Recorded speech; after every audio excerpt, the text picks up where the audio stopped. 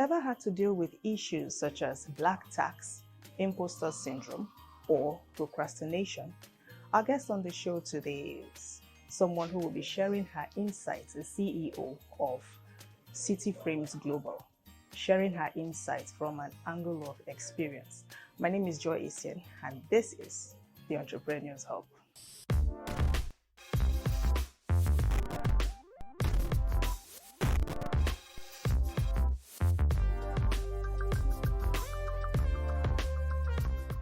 You're welcome, Adaeze, Edeh, to the Entrepreneur's Hub. Thank you. Thanks for spending time to hang out with us today. Thank you. Let's talk about CitiFrames Global. What's the business about? CitiFrames Global started off as a company to cater to frames, picture frames, majorly. To cater to picture frames, and eventually it expanded fully into the interior design world. So it's not just about picture frames anymore now. It's about every interior services, starting from all interior design, space management, painting, plastering, basically whatever it takes to finish up a building. So that's what CitiFrames Global is about. And there are also little businesses under it as well. Yeah, that I would say maybe it's a branch of the interior design world, more into the food industry, like the CitiFrame juices and smoothies, which will also expand into other meals eventually. Yeah. And how long have you been in this business? CitiFrames is about a year plus. It's not up to 2 years yet. You know the usual fear and anxiety about starting a business. Most startups go through this phase. Did you have any fears or concerns, anxieties you had to deal with? How did you deal with them? I had a lot. I did. I honestly did not believe I could do it. I mean, I wrote a business plan. I had this big idea in my head. I knew it was feasible. I knew it was something that was achievable. But somehow I had this self-doubt about accomplishing it. But gratefully, I had a good support system. It was like a voice telling me you can do it. All you have to do is just broke down the steps, so it didn't look so big to me anymore. So yeah. You have 2 kids. Yes, I do. How are you able to combine the job of being a mom and, of course, businesswoman? How do you marry the two? It's not been easy. It's not been easy, and but thankfully, my children are very understanding, and they listen. So when I explain why I cannot be around, they understand. But the key is I have to explain. I don't just become absent or not show up without giving them an explanation. So I think that conversation we have has helped a lot in balancing and also keeping me from feeling guilty about not being present sometimes. And also I have my family around me who the children are very comfortable with, so they help a lot, especially when I'm not going to be available. Maybe I have to take a trip or something like that. They are available to help out. So let me quickly ask at this point, what made you decide to start this business with all that you have going on? Honestly, I would say money, but I don't want to make it seem so simple. But it was, let me just say, it's a quest for being financially independent. I just wanted to be able to take care of myself and my children without having to or needing to depend on others for that every single time. So I needed to basically take my life into my own hands. There's something financial independence does to a woman in this society now. It gives you this audacity, and it gives you choice. You're able to choose, and you're able to stick to your choices, especially when it comes to, if you are a parent, especially when it comes to your children, because all parents want nice things for their kids. They want the best school. They want to be able to take their children away from a school that they feel is not, good enough for their kids, without getting worried about where they're going to get the money from and all that. So a lot of those factors came into play. So I would basically say it's the quest to be financially independent. That was the reason I started up CitiFrames. And why frames?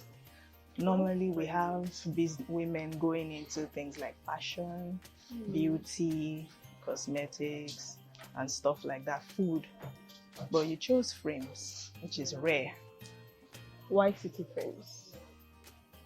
Before CitiFrames, due to some financial limitations, I was also thinking of going into maybe makeup or food or these stereotypical female businesses in Nigeria. But I met someone who made it known to me that I can actually succeed in this field. It is assumed that interior design is male dominated, but there are a lot of women pulling their weight in that industry in Nigeria as well.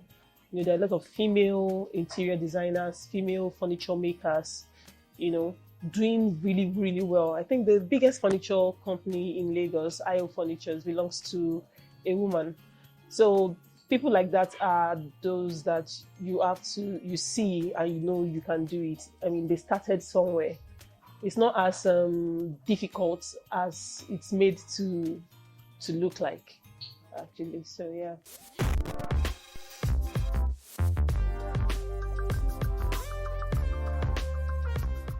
You have a very supportive spouse. Yes, I do. Let me ask this question in the reverse. Instead of asking what is the benefits or advantage of having a supportive spouse, I would say, could there be any disadvantage that having a supportive spouse could come with? Having a supportive spouse is very, very important. But I want to talk about I don't want to call it downside, but to every good, there's always a bad. Now, having a supportive spouse is very important to every woman. Very, very, very important. It's something everyone should pray for and hope to get. But when you now have that supportive spouse, there's a downside, because it could make you relaxed. It could make you feel relaxed because there's someone there to push you back into it, and that is not good in the long run. I've also experienced it. At the start of CitiFrames, I was really, really serious, going for meetings. I was showing up every day. But at a point, I just relaxed because I just knew my support system is there.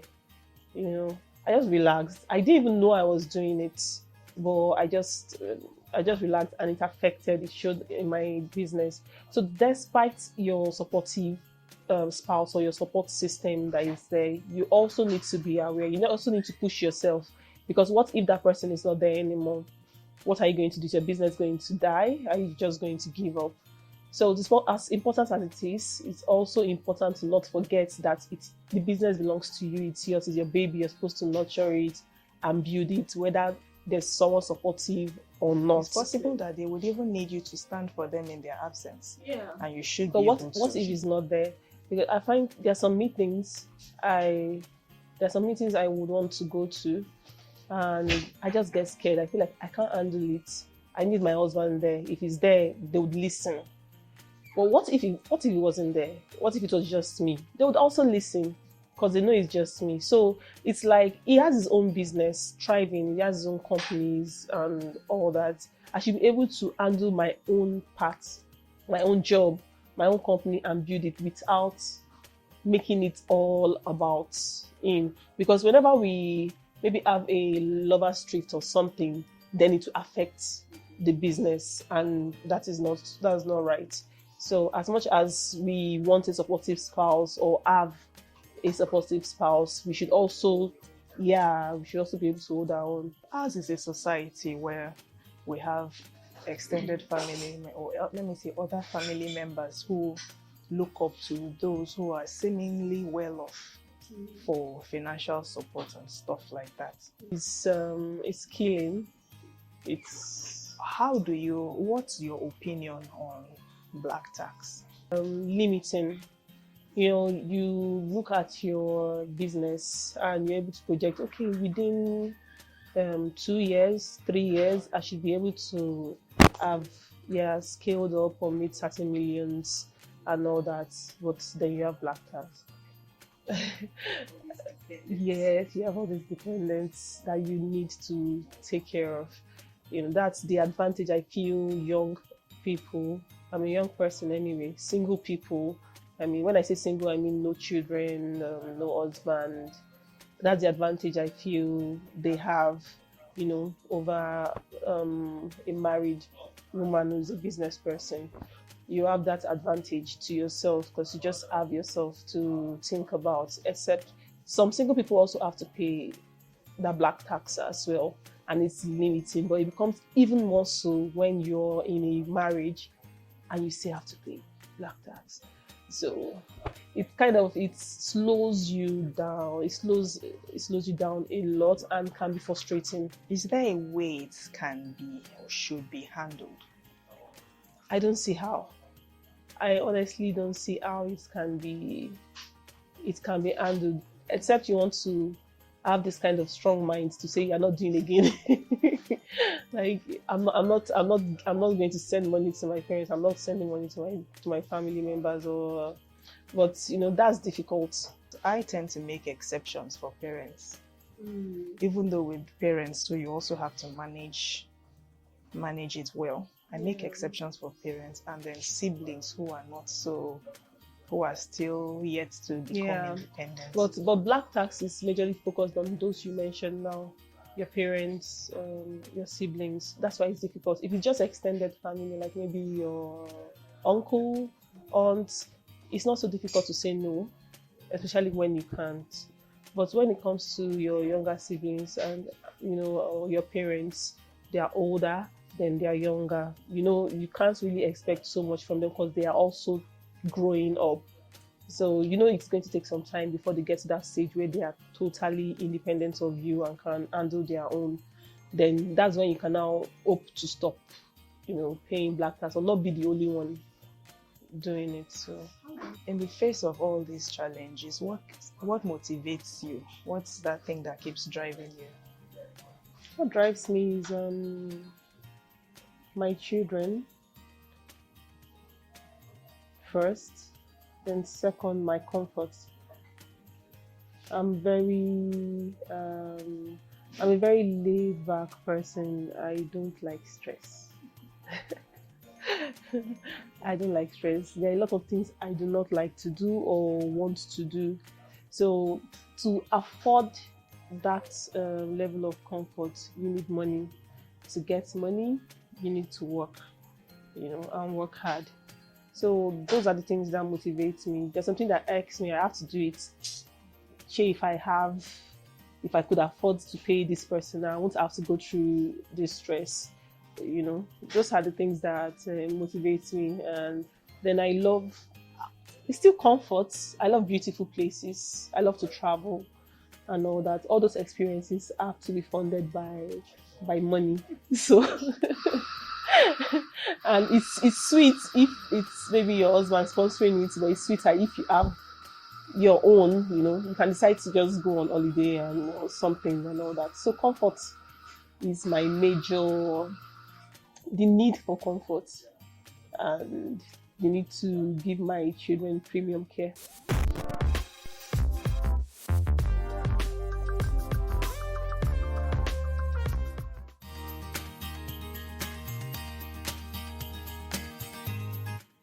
It does. I still struggle with procrastinating. It's a struggle for me. I'm not even a morning person, which makes procrastination worse. I can stay up at night easily, but in the morning, I do not want to be woken up at 7 o'clock, 8 o'clock, or even earlier.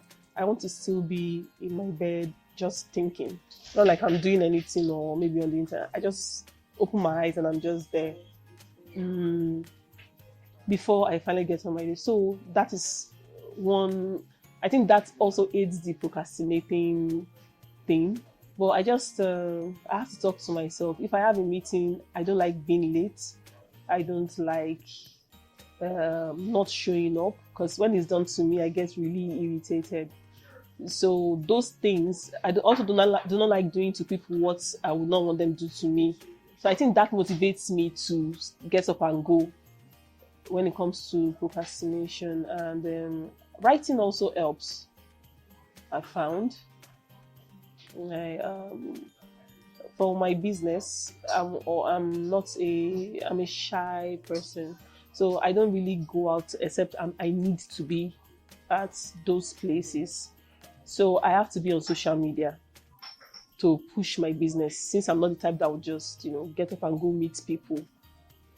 So what I do now to help with this procrastination and the imposter syndrome, oh, will they like my post? Oh, they won't like it. What if they don't engage it? What if they don't share it? And all that is, I have to write. So as the inspiration for a post comes, I write everything in my head down. So it makes it easier for me to just post every day or post multiple times a day on all my social media handles.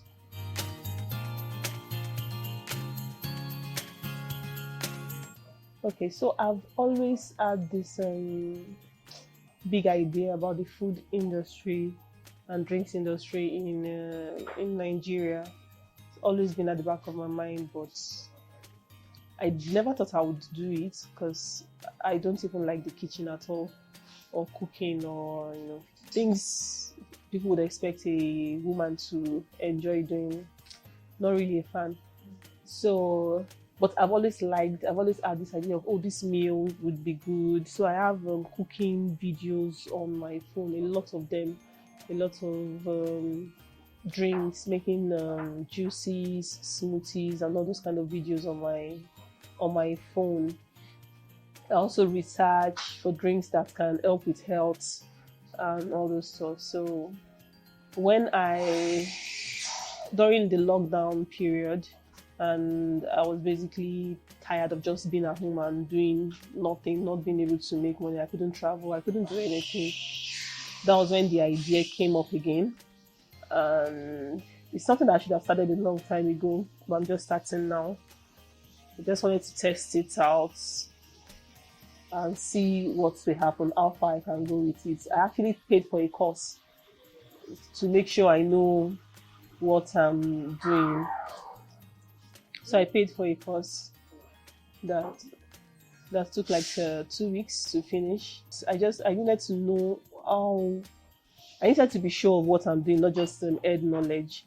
So the course is by someone who runs the business, within the country. She runs it as a business, and she currently has a school for it. It's actually a big industry if you have the strength to, if you're really serious about it, it's actually good, and there's a very big chance of scaling up and owning a factory, to make your smoothies and have all those machines and all that. So yeah.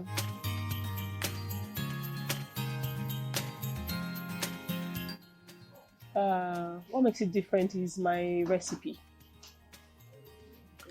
That's it. You need to have a different your own. You need to be able to create your own recipe, and I have my own special secret. Yeah, I'm not. Yeah, but I insist on everything being natural. So when I say no water added for the smoothies and no sugar or other additives, I mean it. For the zobo, I have a very different recipe, but it's all fruits. It's all fruits in the zobo. But no one knows the exact. You can try to figure out what it is, but you'll be able to point it out why it's so different. Yeah, for the juices as well. It's just the recipe. That's what makes it different.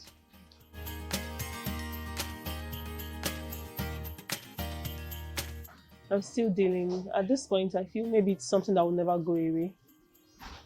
Because I just took my phone and wrote something the other day, and my sister said, and I was like, wow, you just did this. I said, yeah. Then why do you always doubt yourself now? You're always wondering whether this post is nice or not. I can't even see a single error in the post, and I was just like, I just tire for myself. But most times you just have to do it afraid, especially if you're struggling with the imposter syndrome. You just have to do it afraid and see what gives. It better than not doing it at all.